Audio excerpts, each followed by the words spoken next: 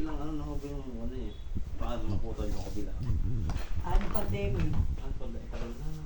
3 taon, naputol yung sa paan niya. Nilibing niya pa. O ba't tumutulo yung luha mo? Meron na dinilibing. Ano, parang kung lalamot natin ng tigas, o lumalaban na. Nagbo-boxing ata, o. Si nanay. Tapos matagal sa buro na. Tumitigas na.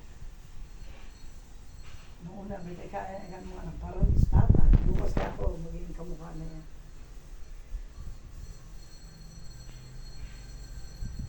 May tubig. Tubig. Umiiyak kasi nanay, tumutulo yung luha. Diyos ko. Pupuntahin mo rito yung pangalawang asawa niya, iiyak ako. Yung pangalawa asawa niya. Oo. Ay, na makapagsilos ka pa eh. Wala ko kayo, hindi lang kayo iiyak. Hindi.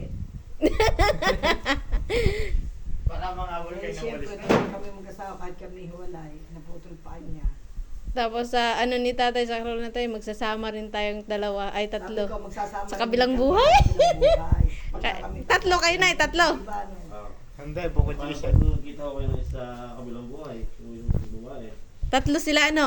Hindi, pamimili ko siya kung saan. Hahabulin. Ay, hindi, ay paano kung gusto ni tatay, dalawa kayo? Nung nga sa lupa tayo, marami na sila. Ay, sabihin ni tatay, wala nang marites dito sa langit. Sa lupa marami. Kaya pwede na.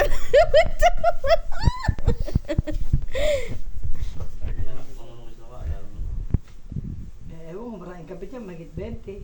Dami, sino totoo yun? Ay, Aba, totoo yun. Hindi naniniwala si Totoo Kuya. yun. Totoo yun. hindi ka pala naniniwala. Gulat pa siya eh. Hindi naniniwala si Mabait na rin din ho kayo, no? Ha? Mabait na rin din ho kayo. Ay, hindi, naghiwalay kami siguro mga 8 years na. Eh, siyempre, may mga anak kami, di alang-alang sa mga anak ko. Pag na, Gusto kayo, kasal po kayo? Oo, Ay, tuloy kami original pala. mag-asawa. Ano magagawa yung... Ayaw kasi ni nanay na, ayaw kasi ni tatay na bitawan si nanay. Gusto niya. talaga kami mag-asawa. Mhm. Yun yung malalagutan ng hininga eh. Sabi ko, anong... Oo. Nagpapaganda ako eh. Ayaw mo naman lumaban. Paano ko tayo magde-date sa Baguio? Di, ibig sabihin nung nagkasakit daw siya, andito na siya sa inyo. Hindi. Sa kabilang bahay. Marami kaming bahay. Binukod ko siya ng bahay. Tapos nung nagkasakit siya, sabi ko dito, nung naputulan siya ng paa doon sa isang bahay namin siya, umuwi. Ibig sabihin nung naputulan siya, hindi siya pinagkup ng... Ay, hindi. Kayo lang siya rin bumagsak. Oo. Rose, tawag ka. Ho! Siguro alaga mo. Okay na.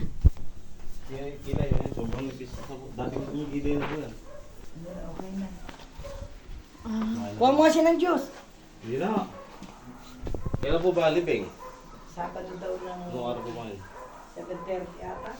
Martes po ba? Ngayon? Hmm.